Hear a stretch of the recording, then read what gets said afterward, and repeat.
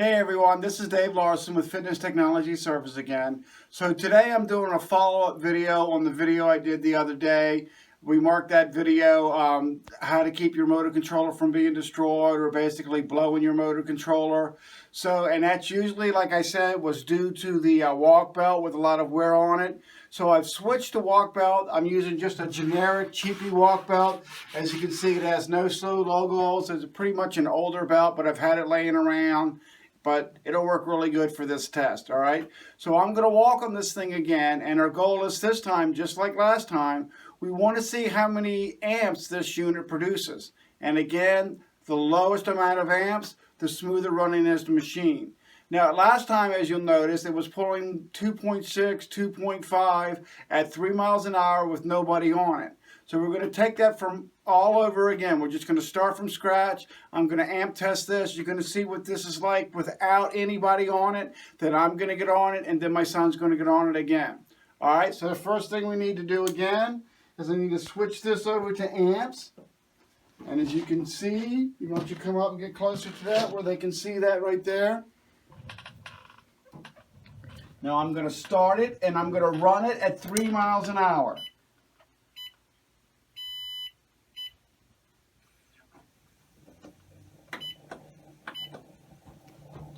We'll give it a couple seconds to ramp up.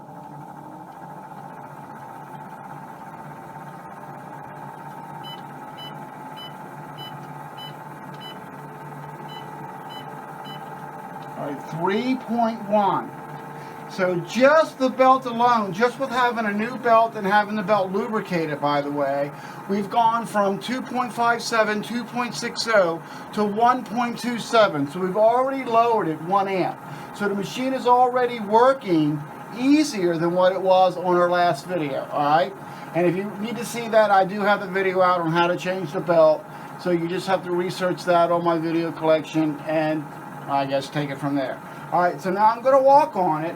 So it should be the same reading throughout the belt because this belt's been replaced. If you notice, a generic belt that don't say Soul, but, you know, what can I tell you? I just want to do a test. All right, so I'm going to walk on the outside edges. Now look at that. What have we done now? We've gone from 1.27 to now we're still under 3. Before we were just under 3 without anybody walking on it. So now let me walk in the middle and see what we have. Look at that. Under 3 with walking on it.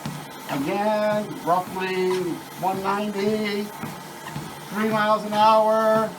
So that's a pretty good reading right there. I like that perfect. All right, so the next thing I'm going to do is I'm going to get Eric to get on it, and we'll see what his readings are. All right, Eric, you can come up. So watch this cool look, 1.26 without anybody. All right, walk on the outside edges. All right, yep. So he's a little heavier than me, so it ups at 1 amp, but look at that. It's still, when he was on it last time, it was pulling 10 and 12 amps, which can blow your controller or trip a breaker, hopefully. All right? So now go ahead and walk in the middle. So he's walking at the same speed. 3.1, doesn't alter that. Now look at that reading.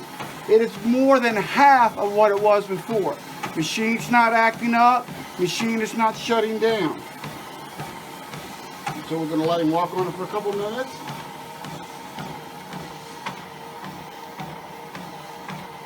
So this is a perfect reading.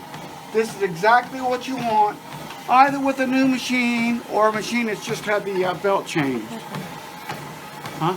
Got a glaring movement.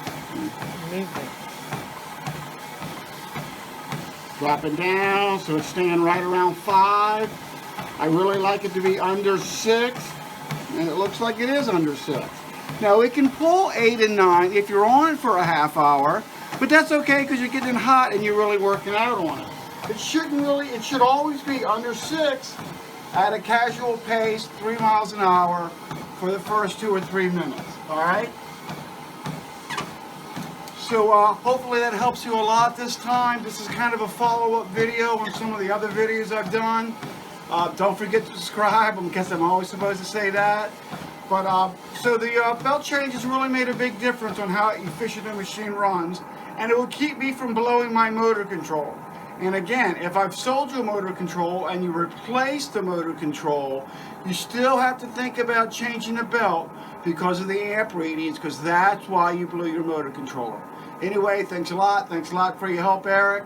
And I'll see you guys again next time.